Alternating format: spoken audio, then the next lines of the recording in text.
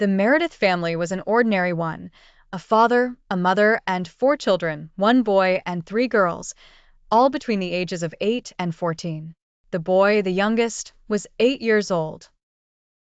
They lived in a small house in Bristol, England, in the 17th century. The Meredith children were known for their radiant health and the laughter that filled their home and the nearby alleys. But everything changed in January 1675. Strange symptoms began to appear in the children.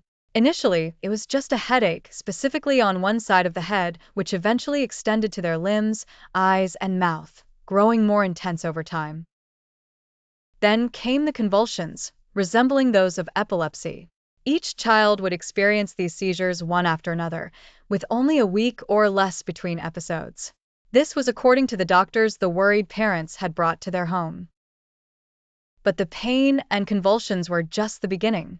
During these violent episodes, the children would laugh hysterically or cry loudly for an hour straight. Sometimes, the laughter and crying would alternate within the same episode. The illness also made the Meredith children behave like animals or insects. Some would crawl on the ground like snakes and scream if restrained. One child began to climb the bed or sofa and sit like a cat, even perching on windowsills without fear of falling. A neighbor witnessed one of the girls climbing the exterior drain pipes like a spider and sitting on the roof without any concern for her safety. White foam would sometimes form around their mouths during these episodes, after which they would fall to the ground as if dead. They would then awaken and roam around the house, continuing their strange behavior. These bizarre symptoms would fade only in the evening, just before bedtime.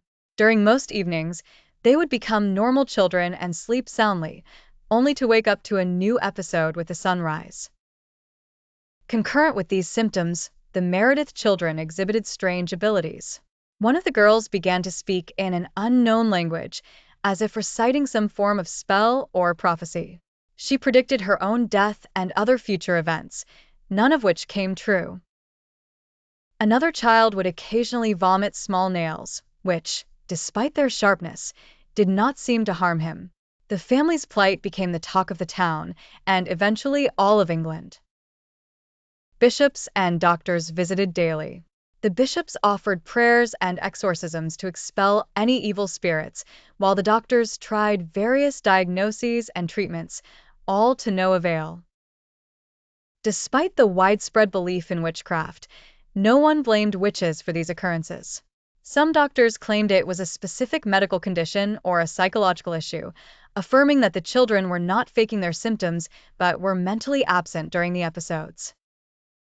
Surprisingly, in May of the same year, the convulsions and strange behaviors ceased as mysteriously as they had begun.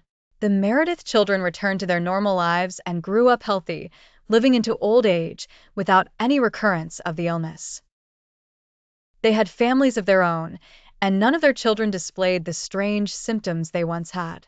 Some speculate that this might have been a grand hoax, possibly orchestrated by the family for notoriety or financial gain. Others believe it to be an undiagnosed medical condition or a psychological phenomenon.